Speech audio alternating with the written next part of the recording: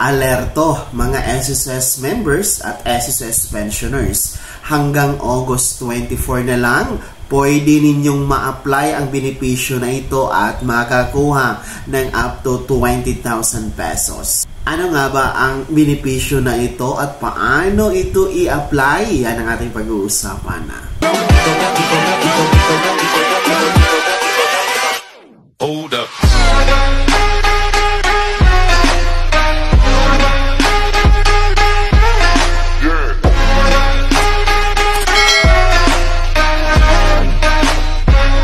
Hello mga ka-vlogs! Welcome dito sa aking YouTube channel. Magandang araw po sa lahat ng mga manonood. Saan po kayong dako sa mundo? Kumusta mga ka-vlogs?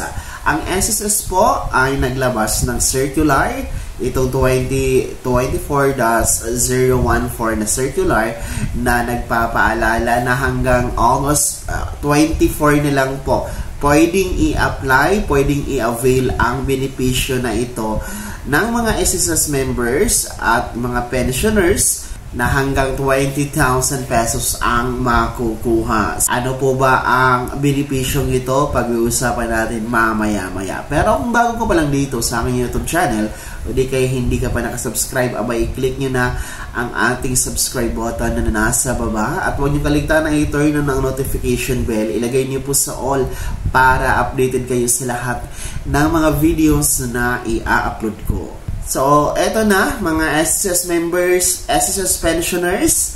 Dahil ang SSS po, isa sa ating benefits na makukuha ay ang pagkakaroon ng or pwede natin i-avail ang calamity assistance. Tinatawag natin na calamity loan mga ka-vlogs. And of course, isa din po sa benefits na makukuha natin sa pagiging SSS member at SSS pensionado ay ang SSS pension. Kaya naman po sa mga nagdaang araw kung saan nakaranas po ng bagyong Karina ang Pilipinas, andyan din po yung sama ng panahon, dala ng bagyong Butchoy at yung southwest monsoon mga ka-vlogs, ay talagang matindi ang pagbaha na dinanas po ng ating bansa, particular in NCR, in Cavite, no, in Bataan, in North Cotabato, no, in Maguindanao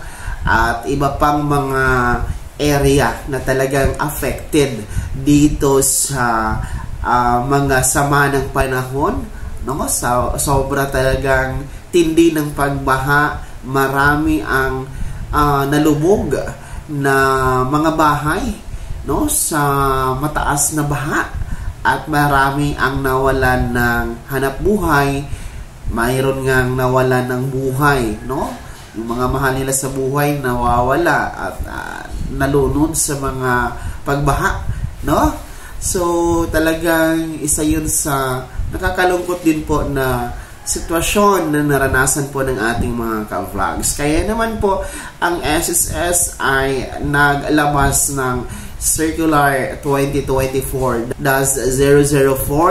na magbibigay ng calamity loan assistance para sa miyembro at 3 months advance na SSS pension para sa lahat ng mga SSS pensionado. Yes mga ka-vlogs, no, you can avail the SSS calamity loan from 12,000, no, or equivalent po ito sa isang buwang sahod po ng ating mga miyembro ng SSS up to 20,000 pesos.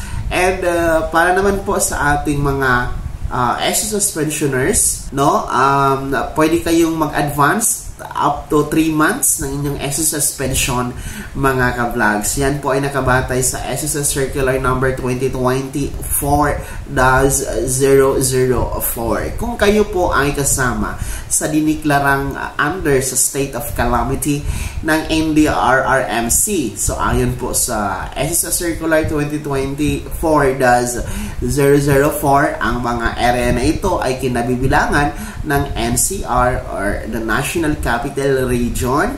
Then, yung ating probinsya dyan sa Bataan, in Cavite mga ka-vlogs, no? In Rizal, no? At dyan sa Pikit, North Cotabato, Cabacan, North Cotabato, in Maguindanao, no? At iba pang mga affected na mga area na diniklarang state of calamity ng NDRRMC.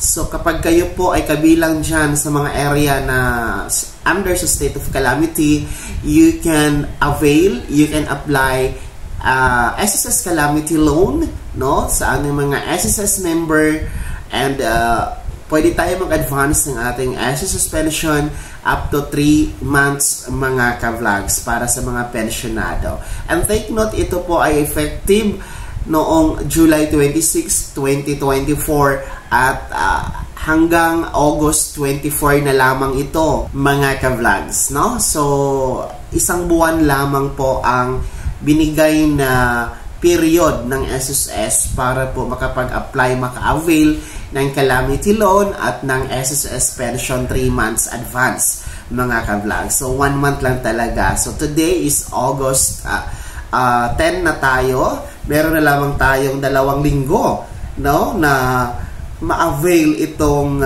calamity loan at SSS 3-month pension advance mga ka-vlogs. Kung gusto nyo lamang po, sa mga gusto nyo lamang mag-avail, sapagkat ito, no, itong offer na calamity loan at 3 months pension advance ay utang po ito sa SSS, no? Utang po natin ito sa SSS kung mag-avail tayo na dapat nating bayaran at ikakaltas po sa atin, no, mga ka-vlog. So hindi naman siya hindi naman po siya mandated, no, na compulsory na tayong lahat na affected sa nasa ilalim ng ang state of calamity na area ay pwede i-avail talaga ito. So, this is voluntary lamang sa mga gusto lamang mga ka-vlogs. Paano nga ba mag-avail or mag-apply ng SSS Calamity Loan? At paano nga ba mag-apply sa SSS Pension 3 months advance? Ayan po, dapat meron tayong my.sss account mga ka-vlogs. Kasi dyan tayo mag-a-apply. Online application lang naman to, no, gamit ang ating my.sss account.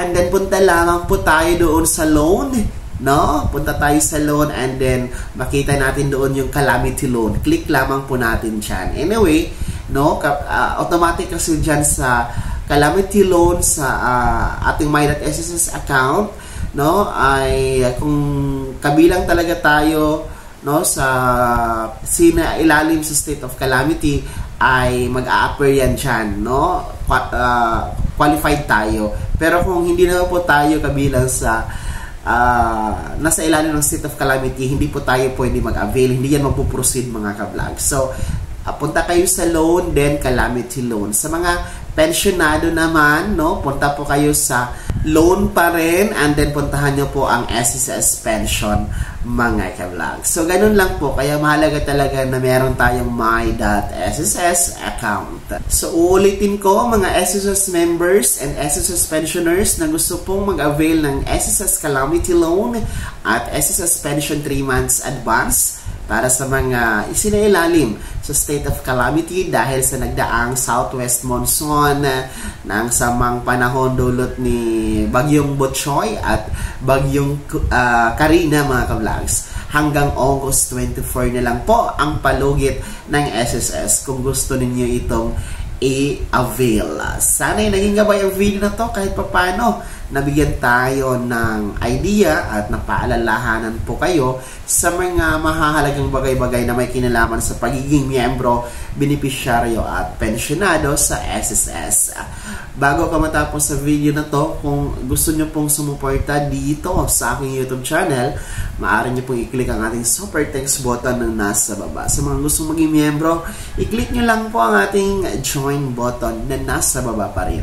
Kung hindi ka pa nakasubscribe dito sa aking YouTube channel, maaari nyo nang i-click ang ating subscribe button na nasa baba. Huwag nyo kaligtaan na i-turn on ang notification bell. Ilagay nyo po sa all para updated kayo sa lahat ng mga videos na i-upload ko. Maaari nyo din i-like ang video na to at kung meron ka pang mga katanungan, maaari nyo i-komento sa comment section na nasa baba. At paki-follow na din po ang aking official Facebook page na nasa screen nyo. Muli po, ako si Daniel Timpawa na nagsasabing dito sa aking YouTube channel, Pawang Katotohanan, at lahat totoo lamang.